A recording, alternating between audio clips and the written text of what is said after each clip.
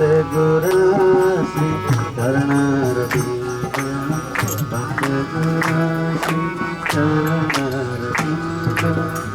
one time in Australia, Guru Maharaj asked, he said, "What do you want from me, Jagadatma?" And Jagadatma said, I replied, I wanted him to train me how to be a real disciple of Srila Prabhupada. Guru Maharaj became very sober and nodded his head and was very pleased. He said, now I know why I come here. I came here to do this. So you should come to Bhubaneswar for some time and get some association. That was his very strong desire. And thank you so much. What a wonderful talk. I really felt that Guru Maharaj's presence. You really captured many of the things that he said so nicely. I'd like to ask Mataji, Mother Subangi, can you come and say something, please? She's a little shy. She can go. If we can take the microphone to you, is that okay?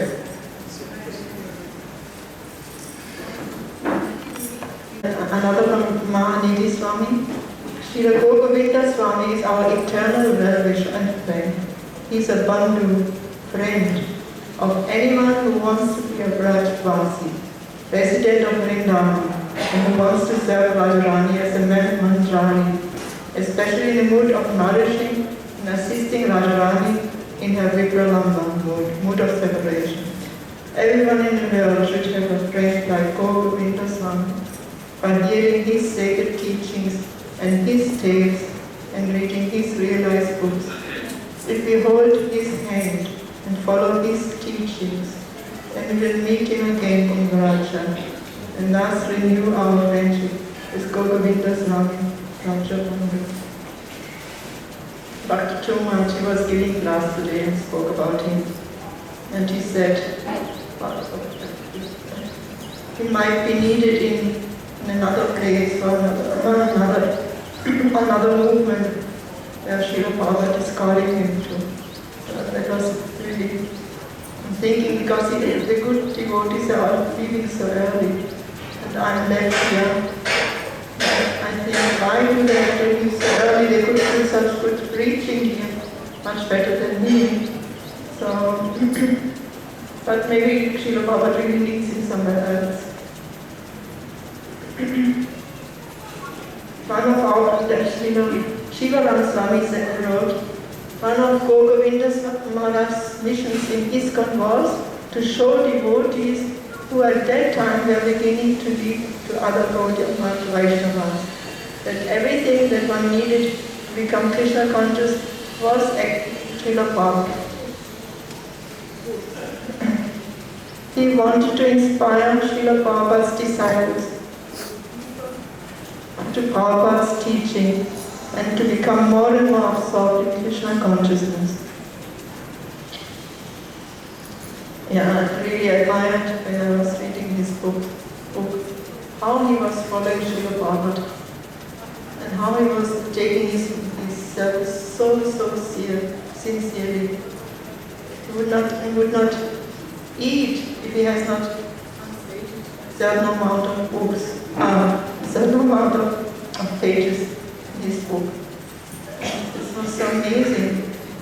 Who would do this? We all think in terms of eating. First comes sadhana. No, first comes health.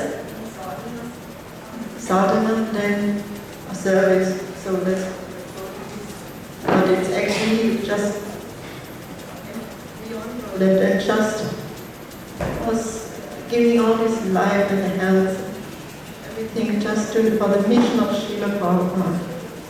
If we would be all so sincere in his Prabhupada's mission, where would we be already now? Would we, I don't know, unimaginable. Then Parthasarati Swami wrote, Maharaj sat on a bed and I on a chair, and we spoke about bhakti. The level of conversation was so deep, and I could immediately understand that Govinda Maharaj was not an ordinary Vaishnava. That his level of Krishna consciousness was a lot deeper than I had been used to in my regular association. was Parthasarathi Swami. Then Niranjan Swami. To come in contact with a pure devotee through any medium is incalculable good fortune. And therefore, in a very transparent way, Sriman Madhavananda Das is extending that good fortune by revealing the essence of Govinda Maha's munificent heart in this wonderful book, When Good Fortune Arises. From the core of my heart, I wish to thank Sriman Madhavananda Das for sharing Govinda Maharaj's association with all of us in this most wonderful way. And Joy Pataka Maharaj, you want to hear? See that Govinda Maharaj had so much knowledge of Shastra. On one hand, he was a renunciant, and on the other hand, he had realized knowledge of the Shastra. Late Govinda Maharaj left this verse speaking Krishna Katha in the holy Dhamma. He even mentioned Gour, Alshu, and then he left his Holiness. Fortunate. In Satyananda Swami, he wrote, Govinda Maharaj wanted to train the preachers.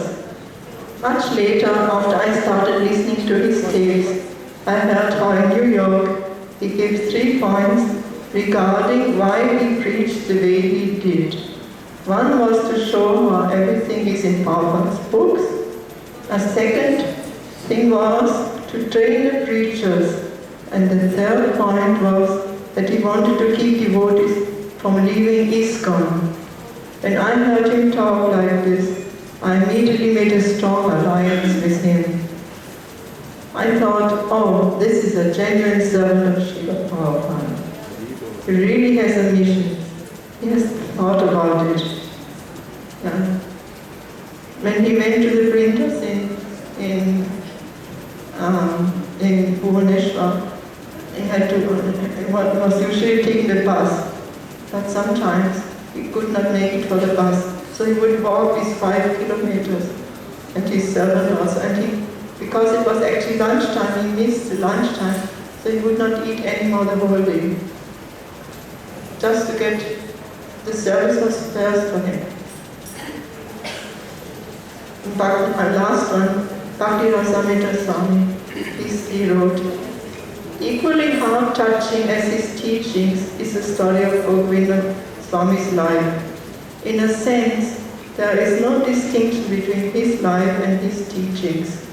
After all, a saintly person teaches through his personal example and his life. His life is teaching. I congratulate Gopaji Purification for bringing out this 2-part work in the life and teachings of Srila Govinda Swami Maharaj. And Prochan Achan, if you only preach, it is very empty, very hollow preaching. We have to be a good example and do what we are telling. If we are talking about simple living, high thinking, we have to live also simple. That's what he showed, he proved it. And Prabhupada was also tuning in when he came to Bhubaneswar. He also wanted to be living in the same simple heart like that. Govinda Maharaj ki jai.